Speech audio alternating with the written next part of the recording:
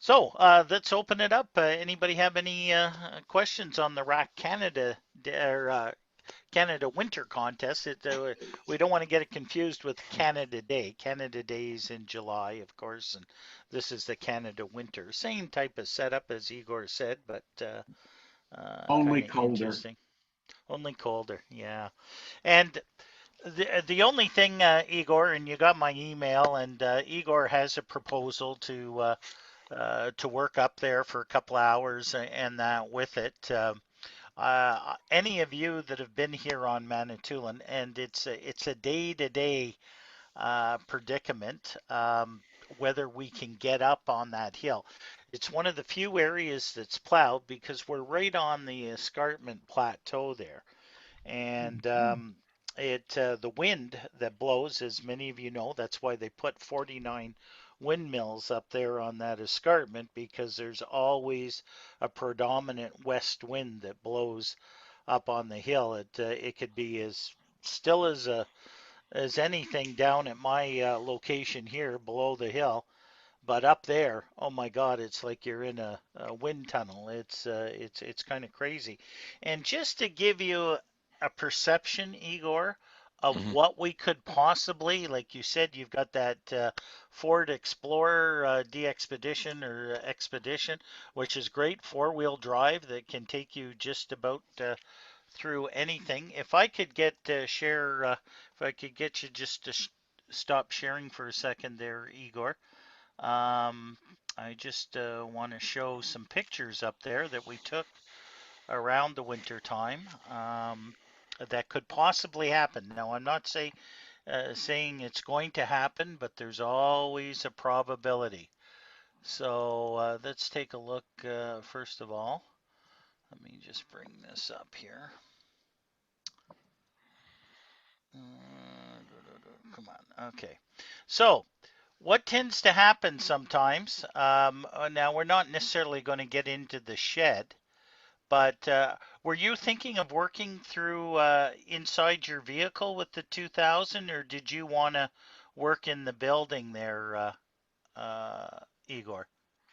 I'm planning to operate from the uh, vehicle, Okay, and all what I need only to take electricity from the which shack. is, yeah, Yeah, that's not a it's problem. just. We can run a cord out to your car with it. The only reason I say that we went up there. We had to fix the repeater one winter, and we took a trek up the hill. Um, Craig Timmermans with the CFRM radio station up there, and his wife Kelly. So she came up with me to go there. Anyway, we arrived up at the site there, and we walked. Yeah, can I get you to just stop sharing Yeah, yeah, there? please. Yeah, Yeah, sure. for a minute. Okay, perfect. Thank you very much. All right, let me try this again. And we walk to the shed, and this is what we can expect because the snow builds up and slides off the metal roof of the repeater shack. So as you can see there, we couldn't open the door to get into the building at all because the snow was just completely, and it was I'll tell you. And when we walked up there, we didn't take shovels with us, so we had an old mast there that Kelly's on top of the snowbank. I'm taking the picture, and of course the doors open outwards, right? So everything was frozen. It was solid. It was like hitting cement there with it. So that wasn't the biggest problem. Let me just stop sharing for a second. The other issue that we can experience with this is the is trying to okay, let me just get out of here for a minute and I'm going to go to this one next. Is trying to drive down the road to the tower site. Okay, you can't get up the hill on McLean's Mountain because that is totally socked in if we get snow, and what happens is it melts and then it freezes again. And with that, it makes it very, very difficult, and there's no way you can drive up there. As when I was with the OPP, if I had a quarter for every time I got dispatched to the hill there because somebody tried to get up the hill, got halfway up, and then the traction was gone because it was solid ice, and they Hmm. slid backwards. And next thing you know, the vehicle's in the ditch, or they're coming down the other way, and they're slowly creeping down the hill, but as gravity picks up, they go faster and faster, try to put the brakes on. Next thing you know, the vehicle's spinning and they can't make that 90-degree turn at the bottom of the hill and they end up on the roof and that. So, but here, just let me show you this here. Go here. Where are we? Here we go. This is what can happen because there is a fence line up on McLean's Mountain Road up there. And this is the snow that can build up. That's Yeah. the road.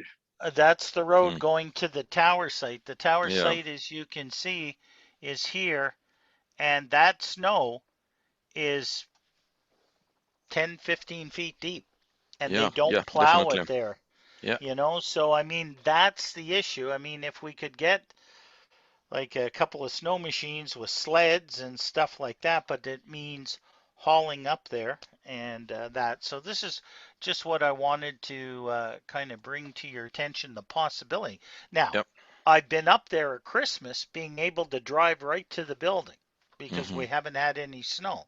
Hmm. So it's every year it's debatable on what happens and I mean you can see that And you know every that's coming from the Greenbush Road. Yeah, that's the Yeah. only way to get up there Yeah. is Of you can't course. get Yeah. up the Greenbush hill. only.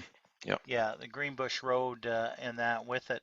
One year, uh, here's a little better picture. Let me just go here. I'll stop sharing and go up here.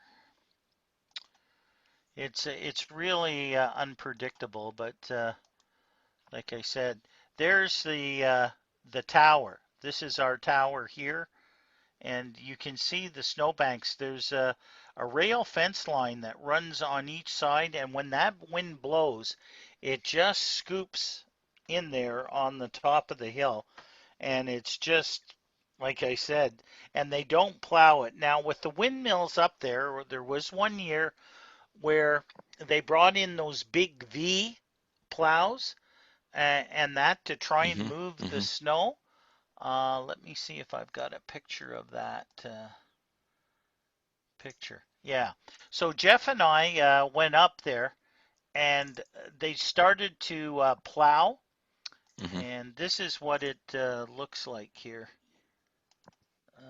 If they do that. Now, whether or not they do that, we can't always commit to that. But anyway, this is what the no, that's not the picture. Where is it? Do do do.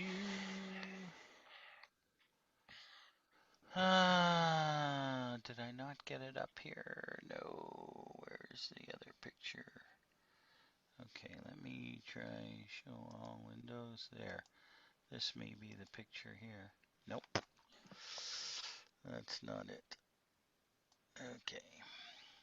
You got it set up in file details or list, or do Well, you I've have just it got to in say, yeah, small pictures, you got it. medium size? Yeah. You got it. And that with it. So let me go here. And this is the picture here. Nope. This is the picture here. I have a question. Yep. The VA3 rack multiplier, uh, is someone still going to be out there using that call sign, or is that not being used at all for winter? No, it can be used anytime. As director, I'm responsible for the administration of the call sign in the province, along with the southern director. and usually it's a first come first serve basis with it. Okay, the VA3 RAC call sign can be used by any individual or any club or group that wishes to use it. All they have to do is they have to submit a log afterwards, and it has to be supplied to RAC after the contest as such with it. But if you put in a request, Frank, that you would like to personally use it and nobody else has come before you, then that can be assigned to you that way.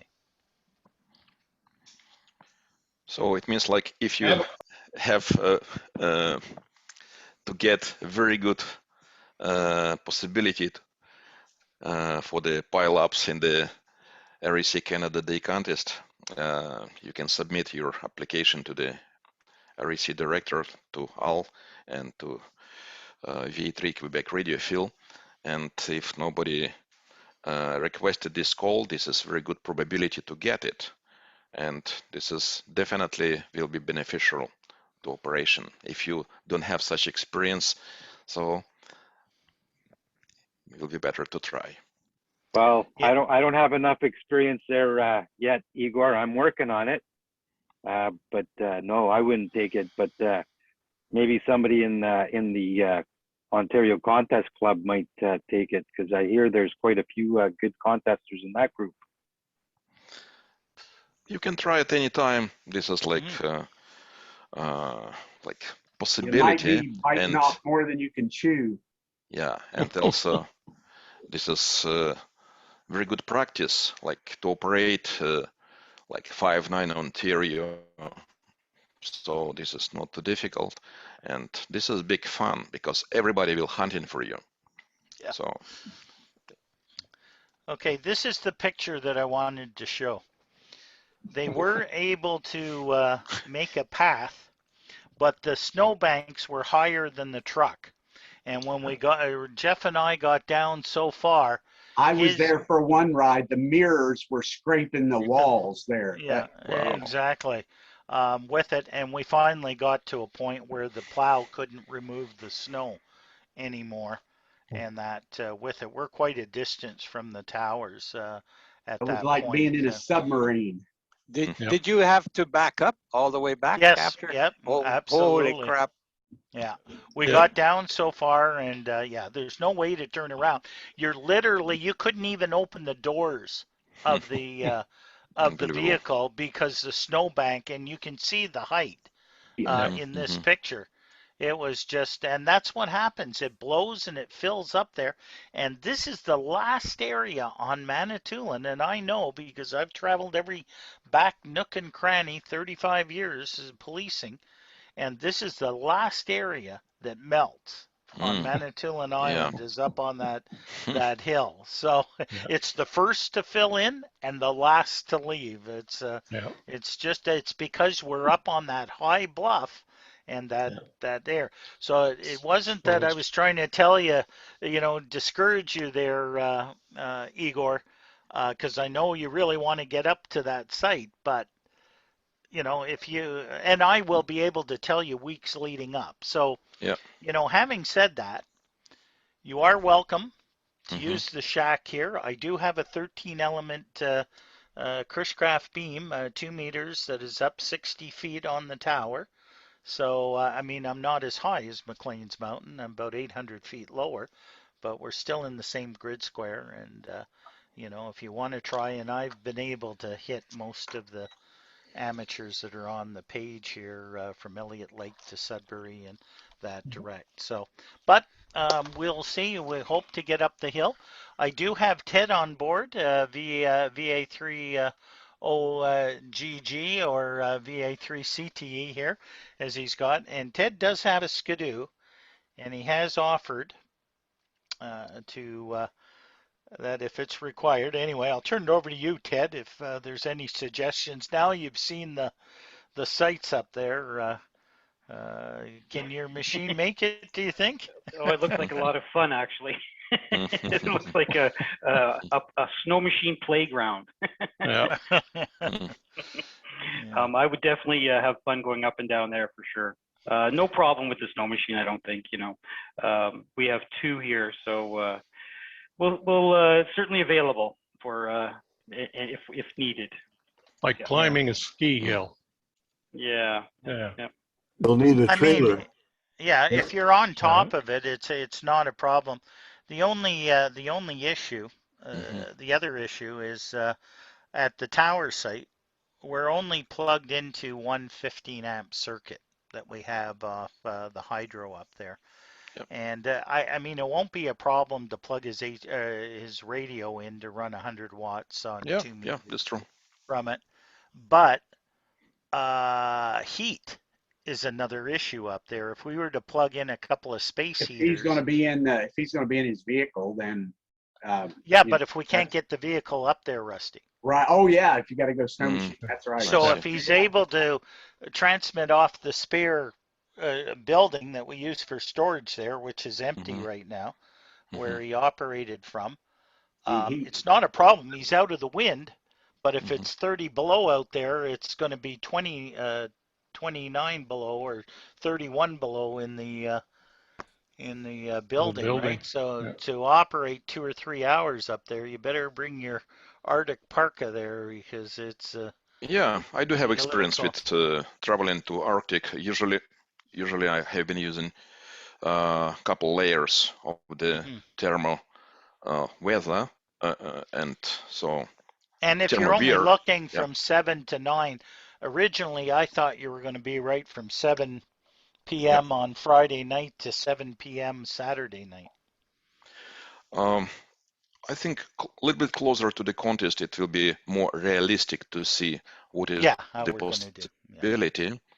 But for the beginning, contest will start at 7 p.m. So I think mostly big possibility to make contacts will be from 7 to 9, maybe to 10 p.m. And after that, like no reason to stay on the top of the hill whole night.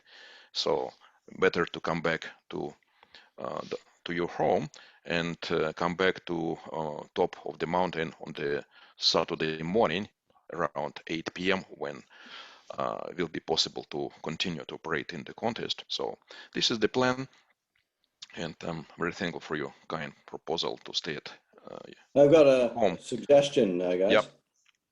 An ice fishing shack would really work well for that situation because a small propane heater will keep you quite toasty. As Vic probably can attest, when we were out ice fishing, you could take your coat right off with a small heater, just a small propane bottle, and the heater that goes right on the top of that, and you're toasty. It would be the best way to do it.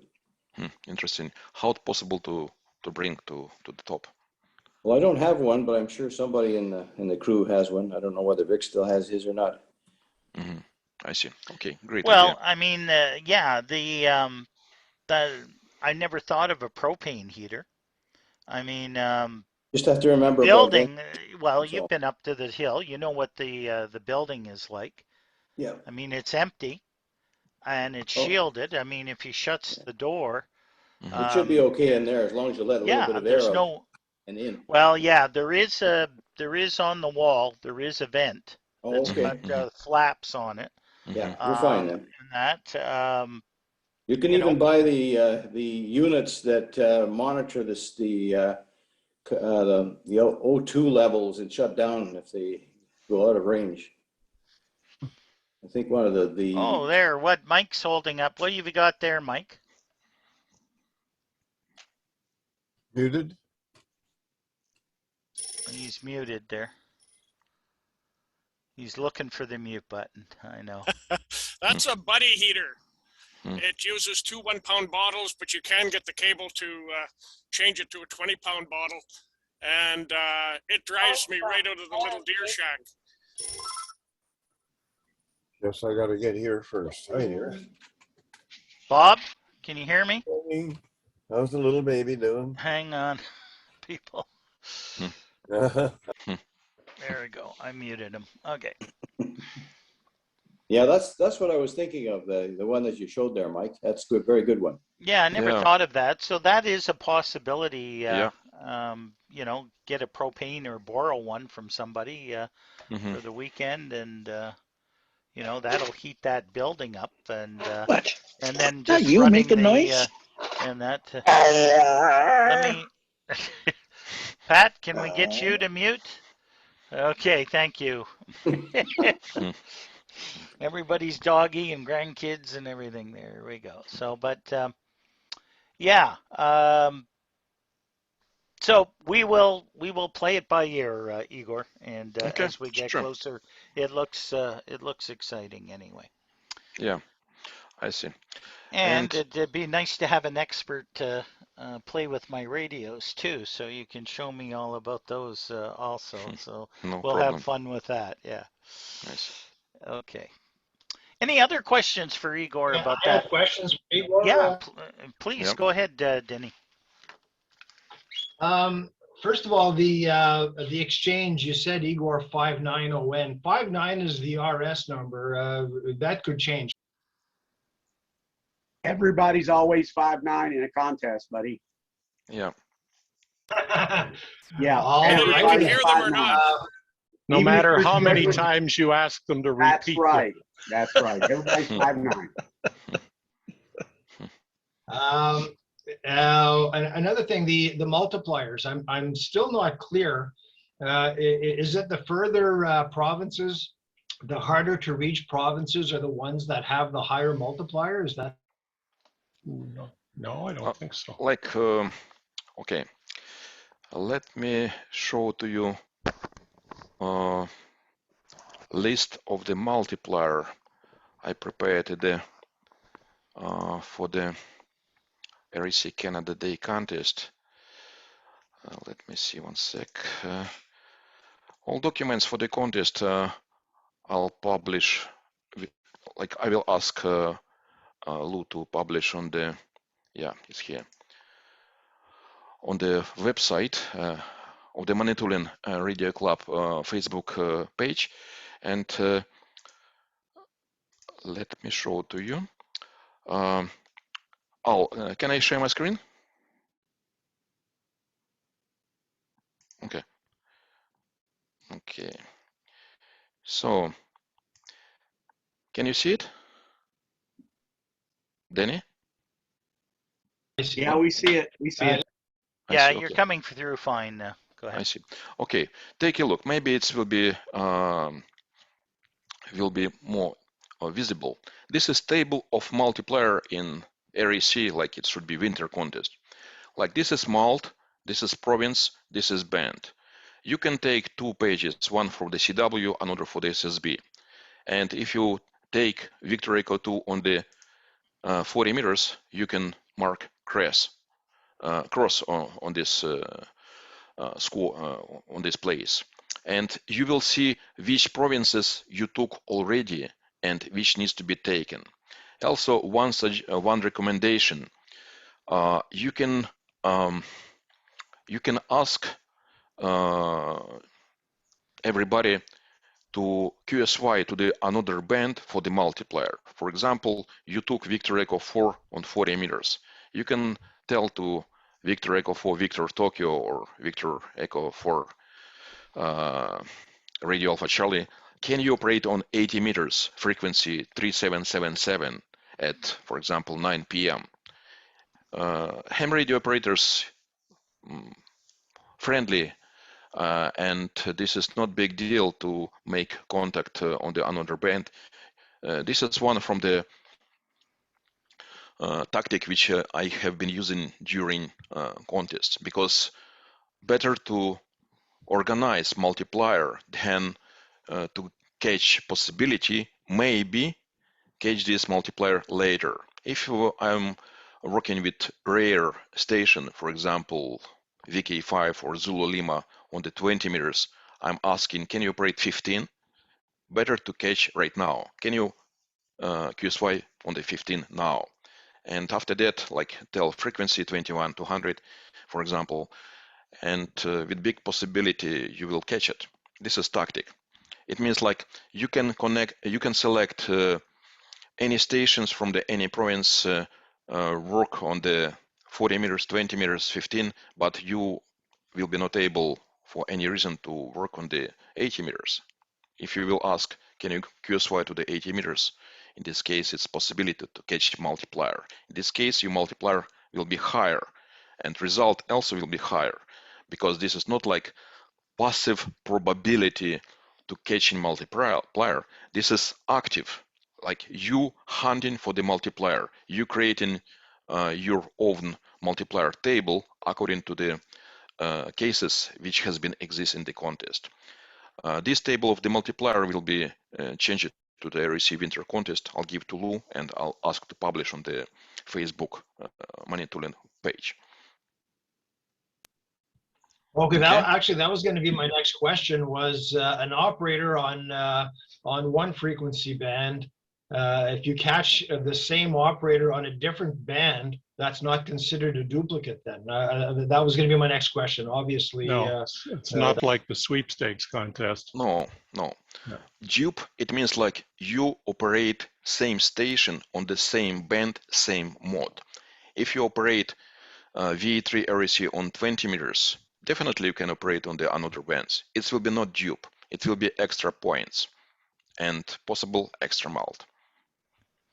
You see, for the Rack Canada Day contest, I was here in my shack, and Igor was up on the top of the hill, and we worked every band, okay, with various call signs. Like I can use my V3AJB, I can use V3EM call sign, I can use V3RII, I can use V3RXR, and I can use V3RQQ, because my certificate has all those call signs under it, and I can work every band.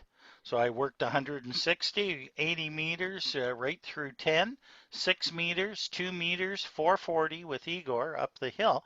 We weren't that far, but every contact he made with me.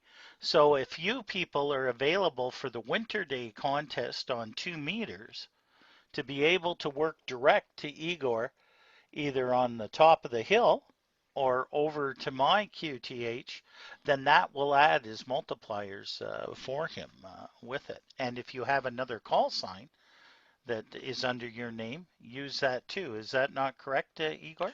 Yeah, will be very beneficial, because second call, this is what you do have. For example, V3 MYK.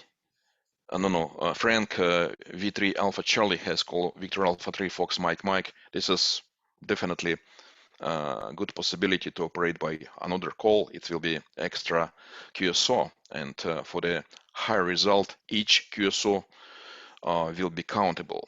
Like so, if you have another call, I would appreciate if you will call me by your next call. This is beneficial, and also it's possible to operate like in SSB, in FM, like CW as well.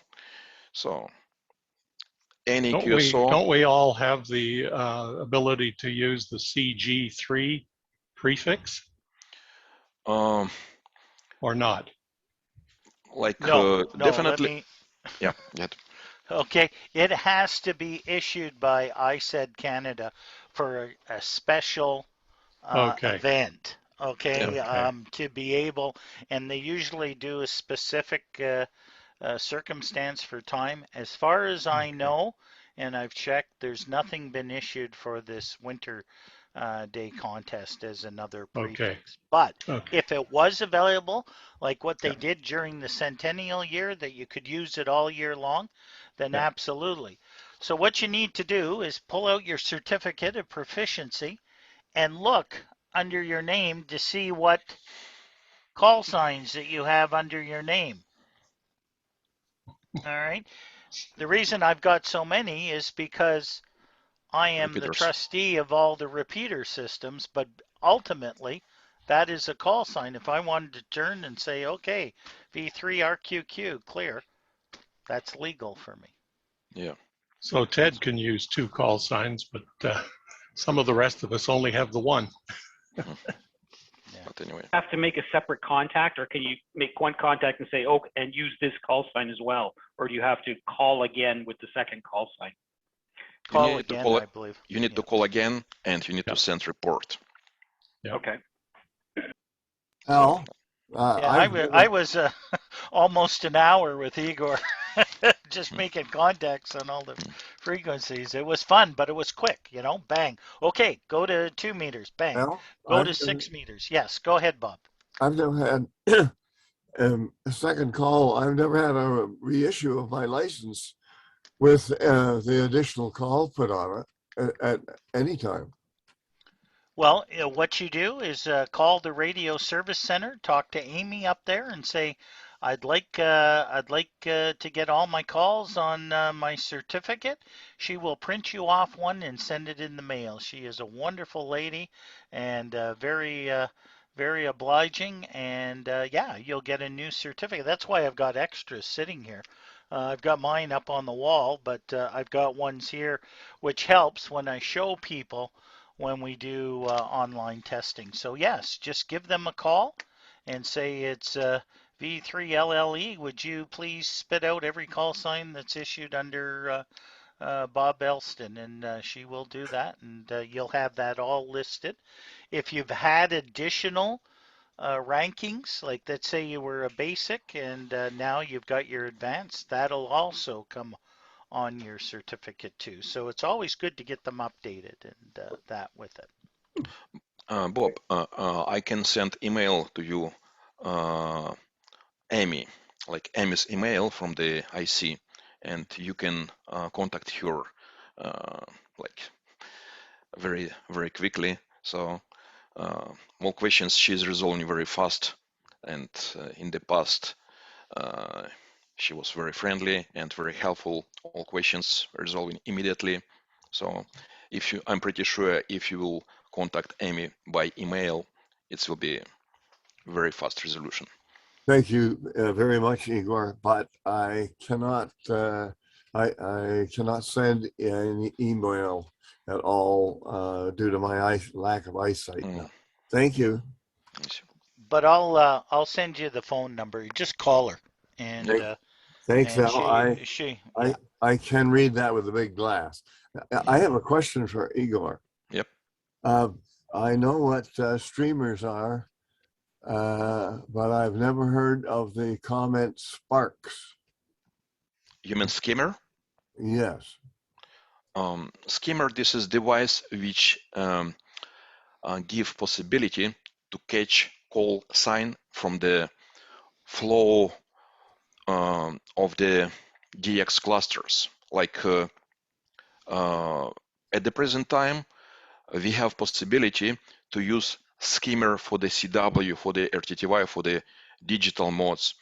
In this case, like device like Flex receiver or another SDR giving flow of the data, and skimmer catching call sign from there and put into this screen of the computer. Okay. Skimmer for the SSB still in the process. I know a couple guys like Lima Zulu 1 Victor has been using prototype of this SSB skimmer, but this is very rare device for the phone. This is under research right now. Okay. However, for the CW, for the RTTY and digital mode, skimmers works fine. It's possible to create oven skimmer, like we have in Ontario, very good guy, Victor Echo 3, Nancy Echo Alpha. His name is Alex. He's programmer and he has created a couple programs. And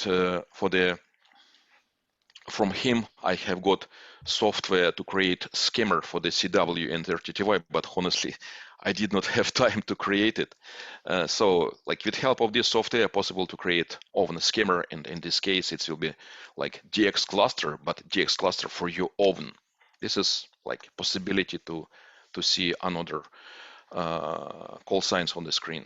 Okay, thank you for that. I did hear you comment about Sparks. the word sparks, or perhaps I heard incorrectly, due to solar flares or streamers. You use the expression sparks. Was that misunderstanding on my part? I have never heard that comment about containing. For CMEs coming from the sun, you mean? Possibly. Coronal mass ejections? Could be, but Probably sporadic. it could be, but I just heard him, Igor, use the expression in regards to signals, and it was in case we hear other sparks, and that really intrigued my imagination. I see. Can we go back to the video, Lou? Okay. That was a joke. This is software. We're not in court, Frank. I see. Okay. Please replay the evidence. Yes, Your Honor. Okay. I see. Okay, take a look. This is software like dxmaps.com. As we spoke a couple times for it, this is possibility to see what is the MUF, like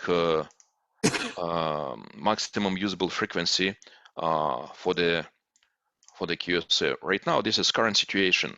Like figures, this is MUF for the current location. Like for the US right now in the EM grid square, this is possible to operate on the 10 meters. Unfortunately, no, on the Manitoulin right now, nothing. So this is depends of the ionospheric like layers and possible spark on the sun. Unfortunately, I don't have software which will be indicate solar sparks, but this is a little bit related to the astronomy. So this is, unfortunately, I don't have this software. Thank you. Okay. Okay, so if not any questions, I would return back microphone to Al.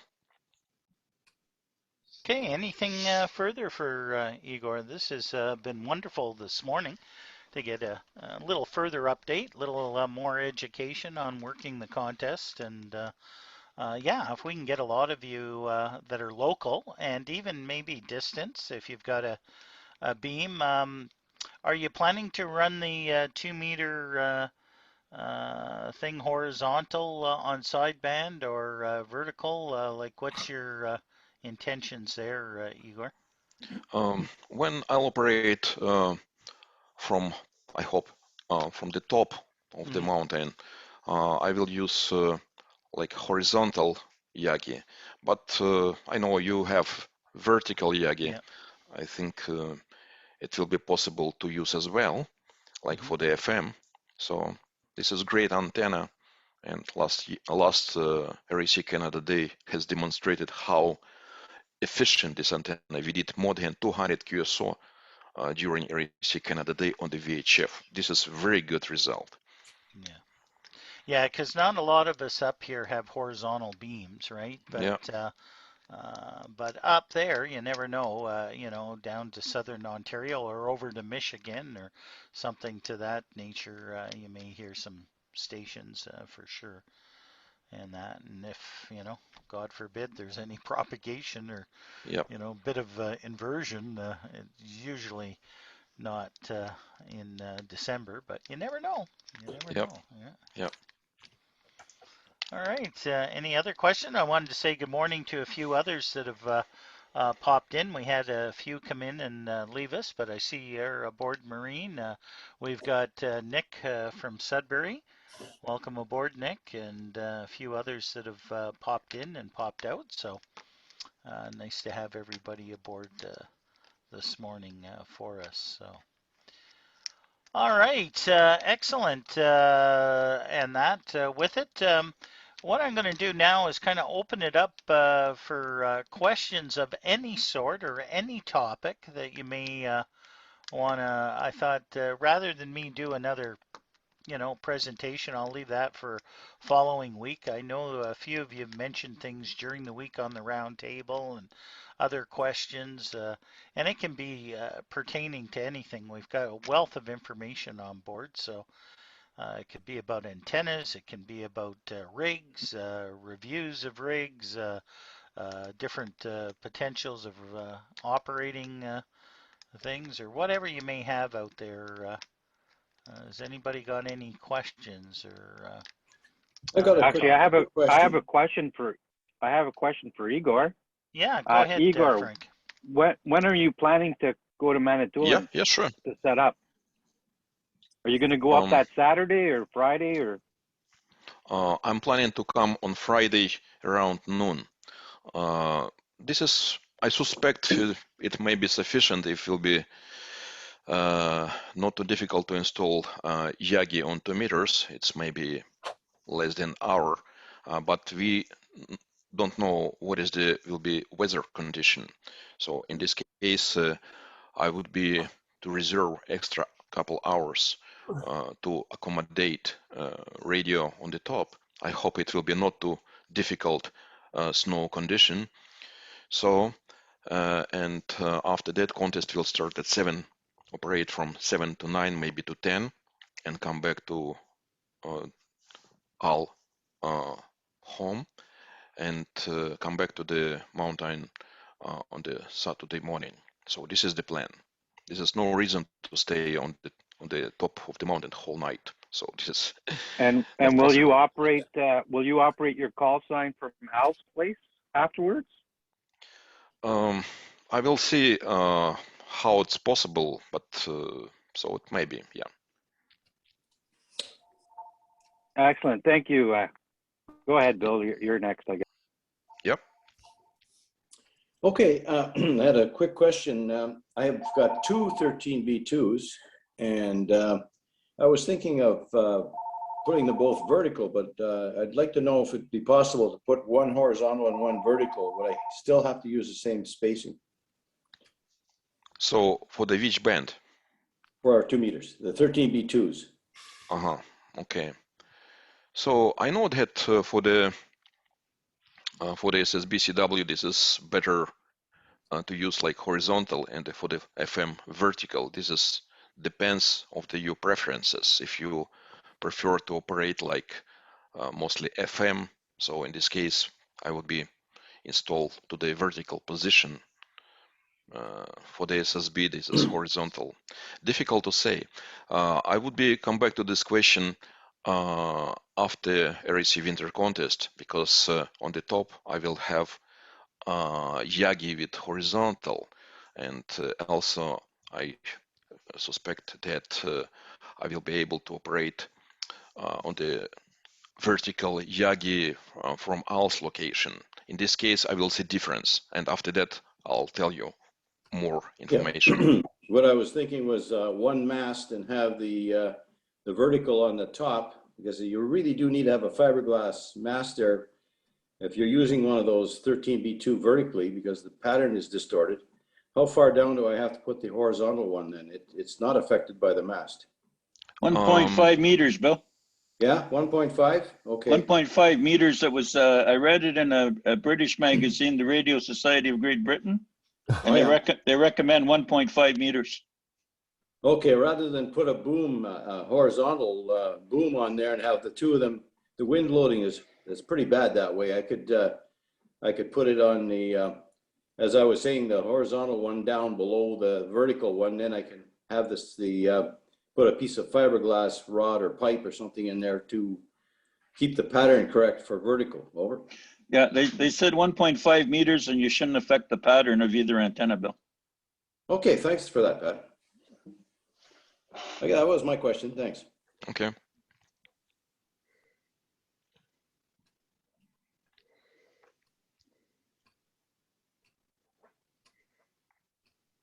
I do have an antenna question also. I'm in the process of purchasing a couple of different antennas for my mobile for the truck. Mm-hmm. And two of the antennas I'm looking at right now is a 55-inch Comet, and the gain on the Comet on the 2 meter is 4.5 dB, and the 70 centimeters is 7.2, and it's 55 inches. And the other antenna I'm looking at is a 27-inch antenna. And the gain on the 2 meters is 2.15, and the gain on the 70 is a 4.15. Now, what I'm asking, the question is, if I use the 55-inch Comet and I mount it on the box on the back of the cab, what would be the difference between the two antennas if that one was mounted on the box behind the cab and the other 27 inches was mounted on the lip of the door? Would the 55-inch, because it's mounted behind the cab on the lip of the box, would it be just as efficient or more efficient than the 27-inch antenna mounted on the lip of the door? If it's not mounted on the roof of the vehicle, you lose 2.5 decibels. The ideal location is the center of your roof for the antenna. I know, but I don't want to put a hole in the center of the roof. I want to either mount it on the lip of the door, use a 27-inch on the lip of the door, or mount the let's say the 55-inch on the box behind the cab.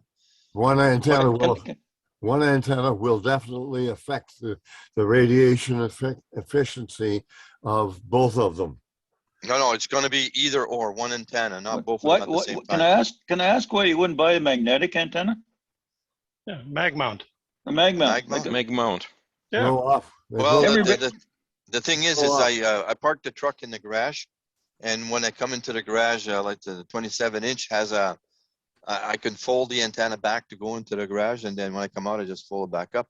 The mag mount, I don't think I can do that. Transport truck will blow it off anyway. Right.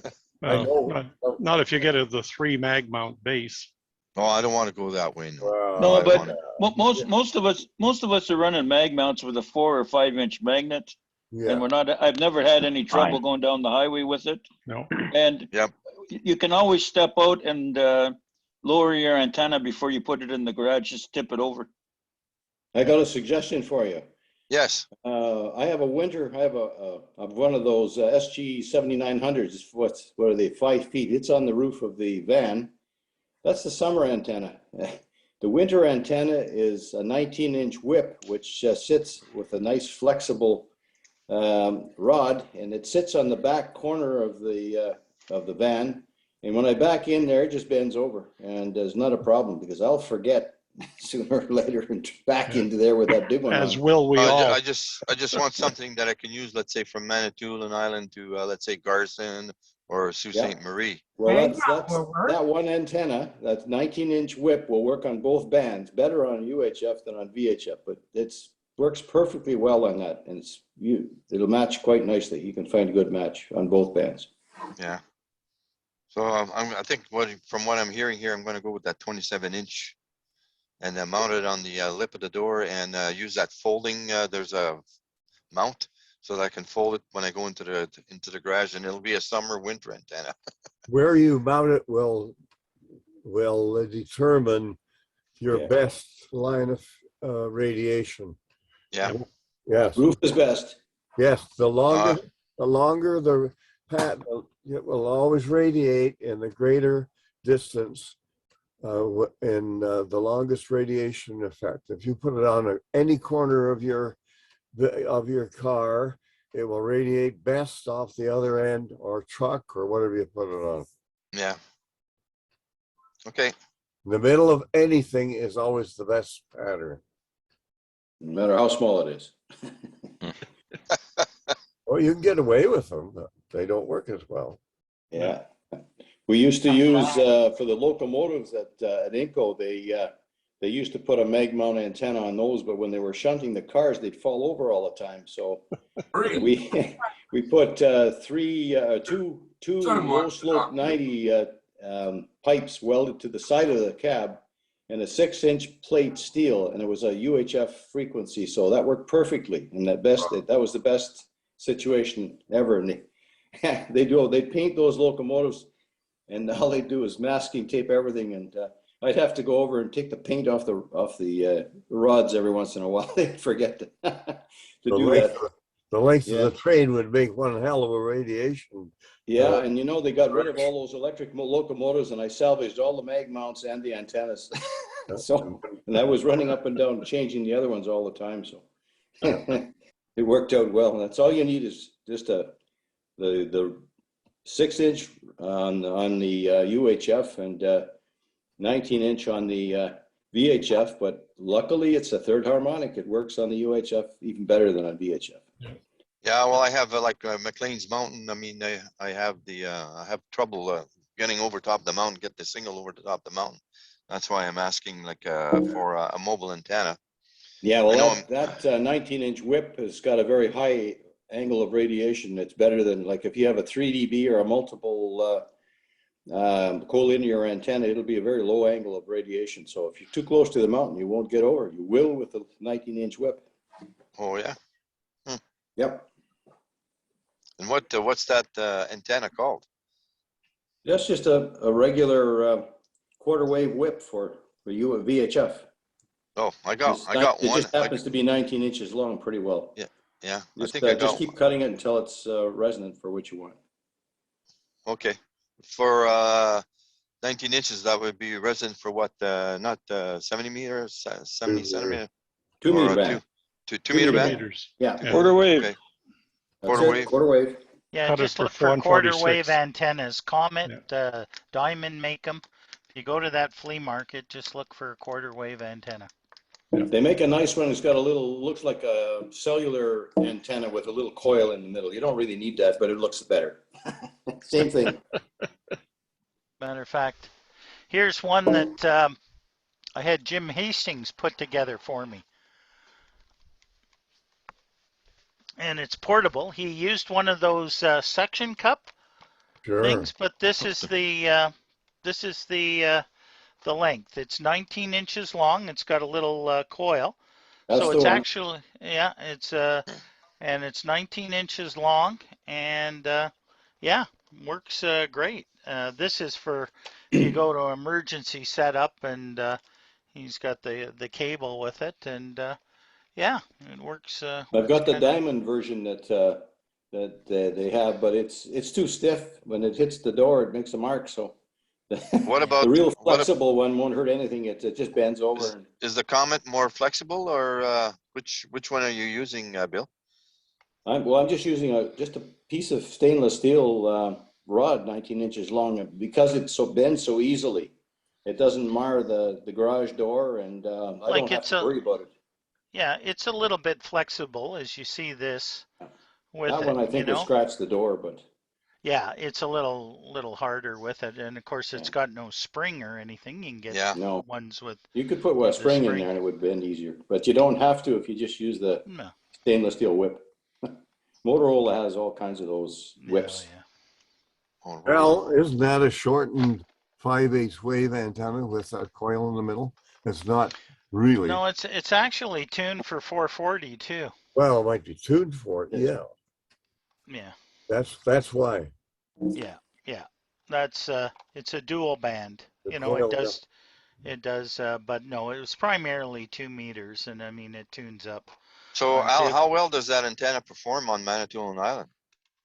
Like, does it get you out? Does it get you out to separate? Bill is quite correct. I mean, what they used to do originally was,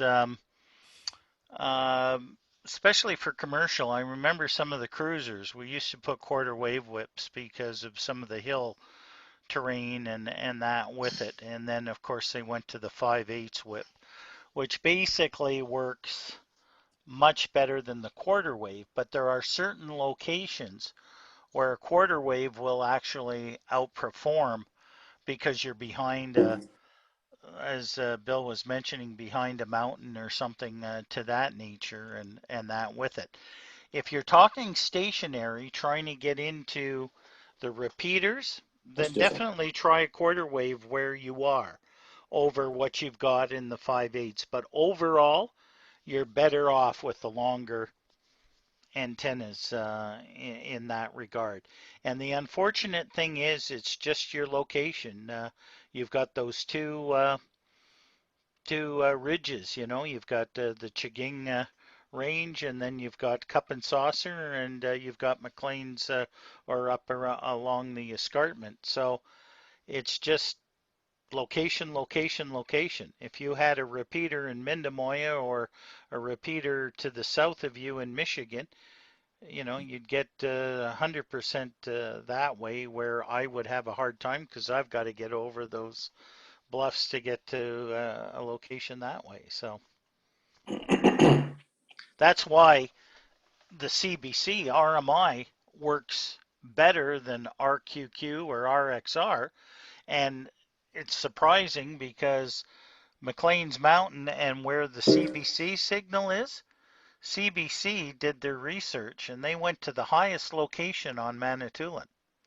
And they're over all the other ridges, okay, because they want everybody to hear the CBC signal. So that's why they went on the Greenbush, you know, way up on that far bluff. But it covers southern Manitoulin better than you are at Maclean's Mountain. So, you know, and that's why the government agencies, what they do, they have these trunking systems, right? So there's a tower at Killarney, there's a tower at McCarrow, there's a tower at Elliott Lake, there's a tower at Silverwater, there's a tower at Walford, and what they do is they scan. So when you're driving the cruiser, it scans all those towers, and wherever it locks into the strongest tower, that's where you make your communication. As you drive away from that particular tower, the radio starts scanning and now locks into that tower. And Little Current was kind of unusual because I could drive in the cruiser to different locations in town where Killarney would come in full quieting, and then I drive to the southern part of Little Current, and Chaging would come in full quieting, right? So, and then I'd go north on La Cloche Island, and McCarrow would come in from Espanola. So it flipped all over the place. So I do have another question again. The Comet GP6 dual band, 2 meters, 70 centimeters, would that be one of my preferred antenna, let's say for a base? Well, definitely Comet, Diamond, they make great vertical antennas. I know there's others that have got them. I swear by my GP9 on the top. As a matter of fact, Dennis from Garson's on here. He just put up a 3-element Yagi up on his tower, but he's got a Comet on top, and sometimes the Comet vertical outperforms the 3-element Yagi. So you know, it's kind of it all hinges. Yeah. Yeah. Well, I'll guarantee you, you've got the dual band J-pole that Jeff put together, and he did an excellent job. And those J-poles are great antennas, but there's no gain to them. I can't get the QQ. Yeah, you replace that with a GP6 or a GP9, and oh my God, you're going to say, what the hell? What's the, you know, it's like you having an antenna connected or not. What are you doing? Yeah, go look for a good deal on the GP9, Claude. You won't regret it. Yeah. Yeah. I know right now I can get a GP6 for about $150 here at the. There's going to be a Hamfest next Friday, so that's why I'm going to make. I won't be able to be on Zoom, but I'm going to be shopping for antennas for sure. Yeah. So, well, I'll just give you a bit. You know, definitely, you've got to take into account your height. All right. So if you don't want an 18-foot antenna and want a 10-foot, then the GP6. But if you can get away with the 18-foot, okay, it's going to be 10 times better than the 10-foot. Okay. I'm on going to look both at that. bands, both on 2 meters and on UHF. Okay. Thank you, guys. Not a problem. Not a problem. Like I said, well, I have to get going, but I want to thank Igor. Very good presentation, and you know, your little chart there with the multipliers, very great stuff. It really came in handy for the Canada Day, and I'm going to look forward to using that same sheet for winter contest. So thank you again, Igor, for your time and patience with us newbies here. And I definitely am learning lots.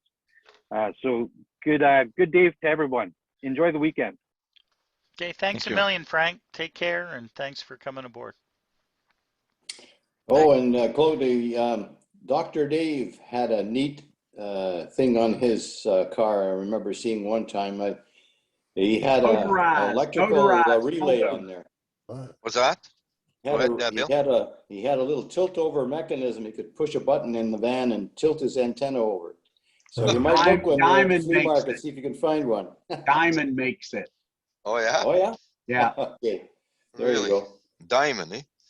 I'm gonna have to check that out. Yeah, Okay, it's guys, I'm gonna scram too. okay. Thanks, Lou. Have Thanks a for wonderful recording this weekend morning. and stay warm. Yeah. Okay. Take care. Take Yeah, care. I got to get going too, guys. So we'll say good morning and hope everybody